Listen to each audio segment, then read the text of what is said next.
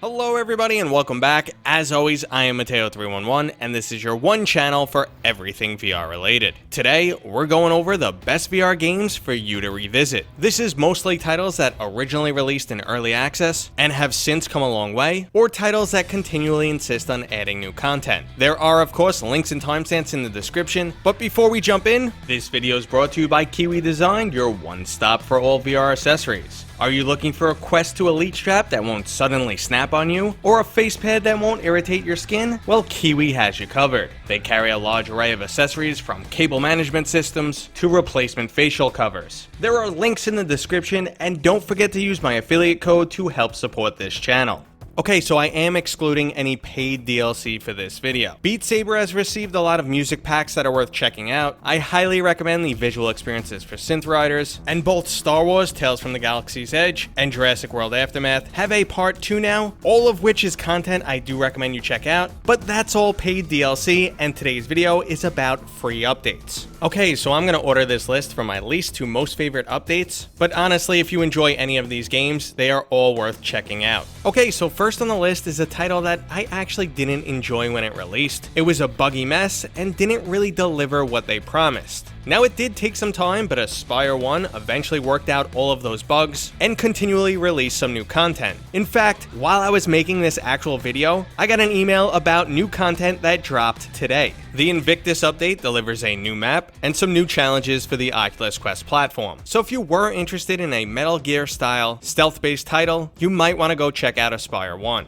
Okay, so next up is the Space RTS Battlegroup VR. Battlegroup VR is still in early access, but when it originally released last year, it already included a large amount of impressive features, such as a lengthy single-player campaign, strategic combat, a high amount of customization, beautiful graphics, and even the ability to use voice commands. Since launch, they've expanded the single-player campaign, added new gameplay modes, including online PvP, gave you the option to control the action from a spectator view, and just made some overall gameplay improvements. When it comes to real-time strategy games in VR, there aren't many options, but even if it was a competitive genre, I would expect Battlegroup to be amongst one of the best titles. Speaking of underrepresented genres, the flight combat simulator Vtol is also worth revisiting. Vtol was in beta for 3 years before finally getting a full release, and during that time it significantly improved. But even since its official release in August of 2020, the game has continued to receive new updates, and most notably, a new online PvP mode. This title also supports the Steam Workshop, so if multiplayer isn't your style, there's tons of additional single-player content available for download.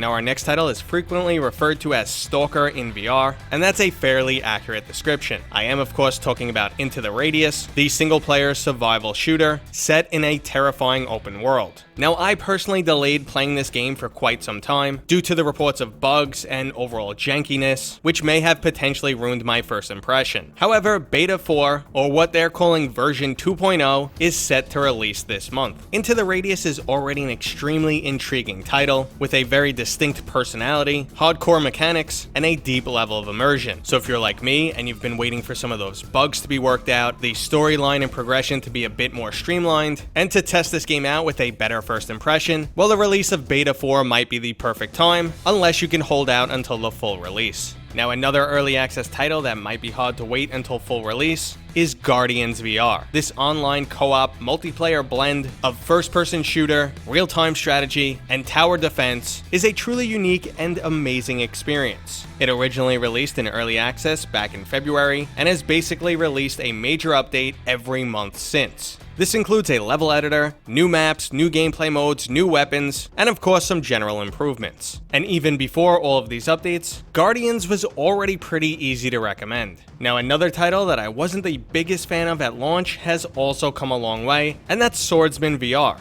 This wave-based arena fighter suffered from some physics issues, brain-dead AI, and a general lack of content. Over the past year, they've improved the AI and physics, added new weapons, armor, gameplay modes, boss fights, unarmed combat, dismemberment, a new pirate class, and even B-haptic support. The title is leaps and bounds from what it once was. So if you haven't booted up Swordsman VR in a while, or you're looking for a new arena fighter, you might want to check out this game. Okay, so our next title hasn't seen the biggest improvements, but it's a game I absolutely love nonetheless. Hyperdash is a fast-paced arena shooter with its very own style and mechanics. It was available in a playable alpha for years, which allowed it to release in a very stable manner, and since then the developers have only refined it even more and added some additional content. The player base may have dropped off a bit since launch, but you should have no issue finding a game, and now you have additional maps, new gameplay modes like Capture the Flag, and even a built-in friends system, a feature that everyone was asking for when the title released. There's also beginner-based servers, ideal for those intimidated by the game's large skill gap.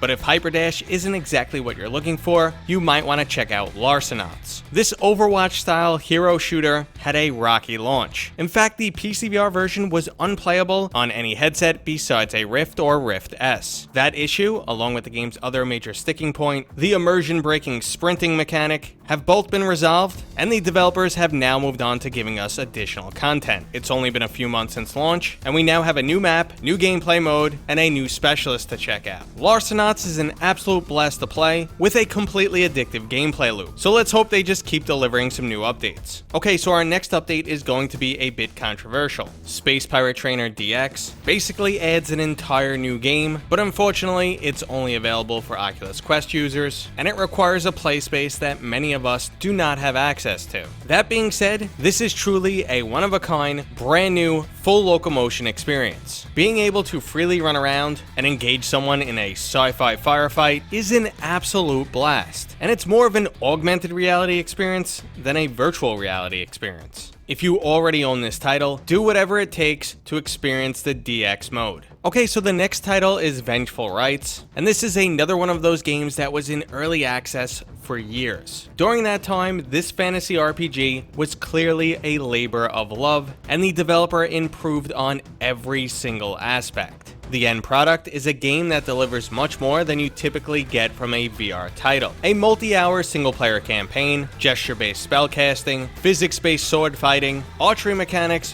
voice acting, and cutscenes. This title has come a really long way, and if you don't believe me, go check out the free demo that's currently available from Steam. Another title to deliver some impressive updates has been Pistolwhip. This stylized rhythm shooter originally made us feel like John Wick, then it took on a sci-fi theme, and most recently, we became a cowboy. When I originally played this title, I definitely enjoyed it, but my first instinct was, I would like to see some type of single-player campaign. Well, the developers absolutely delivered, and not only did we get 2 single-player campaigns, each with a cool little story, they also each drastically changed the overall feel of this title. There's also a bunch of new mutators and different ways to adjust your gameplay, so if you were a fan of Pistolwhip and haven't tried it in a long time, you have to jump back in. Now our next title is perfect for the month of October, and that's Phasmophobia. This 4-person ghost hunting experience is unlike almost anything else. It's delivered equal amounts of laughs and screams from me, and I've just had some completely unforgettable moments in this game. Since launch, the developers have been working hard to stamp out any bugs and just improve the overall quality of this game, but we also received new maps, new enemy types, and even the ability to play this game alone in single-player mode. Phasmophobia remains one of those VR titles that you just have to experience. Now another title that keeps improving, and I love introducing people to, is Cards and Tankards. This title is the perfect combination of socialization and battling it out with some strategic gameplay.